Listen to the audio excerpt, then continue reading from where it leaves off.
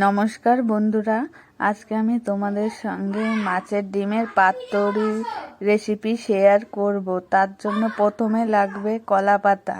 তাই আমি আগে কলা পাতাটা কেটে নিই, কারণ কলা পাতা ছাড়া তো আর পাতুরির রেসিপি হবে না। এর জন্য দেখো আমার কলা পাতাটা কাটা হয়ে গেছে। এবার আমি এটা নিয়ে বাড়ি চলে যাব। এটাকে রোদে রাখতে হবে, কারণ রোদে না রাখলে যখন মুড়বো চারিদিকটা তখন ছিঁড়ে যাবে, বুঝেছো? তাই আজকে বৃষ্টির জন্য ভালো রোদ ওঠেনি, তার জন্য আমি আমার কাকি শাশুড়ির উনুনের পাড়ে রেখে এসেছিলাম। এবার কলা পাতাটাকে আমি কেটে নিচ্ছি। দেখো কেটে নেওয়া হয়ে গেছে। এবার এটাকে ভালো করে মুছে নিতে হবে, কারণ না মুছে নিলে নোংরা আছে না ওপরে সাদাটা, সেটা লেগে যাবে পাতুরিতে। যখনই পাতুরি দেবে তখনই উল্টো পিঠে দেবে। এই যে দেখো, এবার আমি একে একে সব নিয়ে নেব বাটিতে। প্রথমে নিলাম মাছের ডিম, তারপরে 1 চামচ আদা আর জিরা বাটা, 2টো পেঁয়াজ বেটে রেখেছিলাম সেটা, তারপর একটা পেঁয়াজ কুচো করে রেখেছিলাম সেটাও নিয়ে নিলাম, লঙ্কা বাটা দিলাম, নারকেল বাটা দিলাম, তারপর লঙ্কার গুঁড়ো, হলুদ, তারপর নুন পরিমাণ মতো আর তেল। এগুলো সব দিয়ে ভালো করে মেখে নিতে হবে হাত দিয়ে। চামচ দিয়ে মাখলে কিন্তু হবে না। এবার দেখো আমি পাতুরিটা দেব।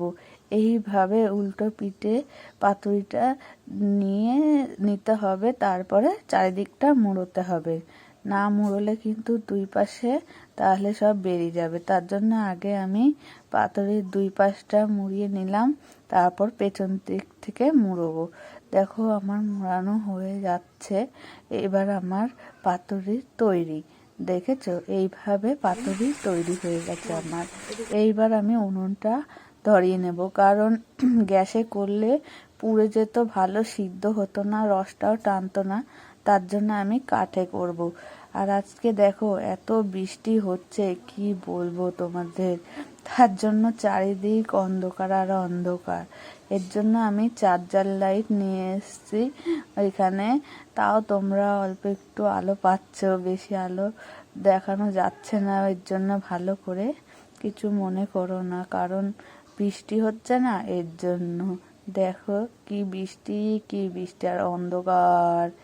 এইভাবে পাতুরিগুলো দিয়ে উল্টে পাল্টে নিতে হবে। এইভাবে যখন উল্টে নেবে দেখবে এক পিঠ যখন পুড়ে যাবে কলা পাতার, তখন সেই কলা পাতাগুলো ছিঁড়ে ফেলতে হবে। কেন বলো তো, অনেকটা মোটা করে পেঁচানো হয়েছে না, সেজন্য। যদি না ছিঁড়ে ফেলি তাহলে তো সিদ্ধ হবে না ভালো। তার জন্য দেখো আমার পাতুরি হয়ে গেছে। এবার আমি একটা তোমাদের সামনে খুলে দেখাই। দেখেছো, দেখো অন্ধকারে তো তোমরা ভালো বুঝতে পারবে না, কিন্তু পাতুরি এইভাবেই তৈরি করতে হবে। আর তোমরা কারা কারা পাতুরি খেতে ভালোবাসো আমাকে কমেন্ট করে জানিও। আমার তো পাতুরি খেতে খুব ভালোবাসে। ভিডিওটা ভালো লাগলে লাইক, কমেন্ট, শেয়ার করো। টাটা।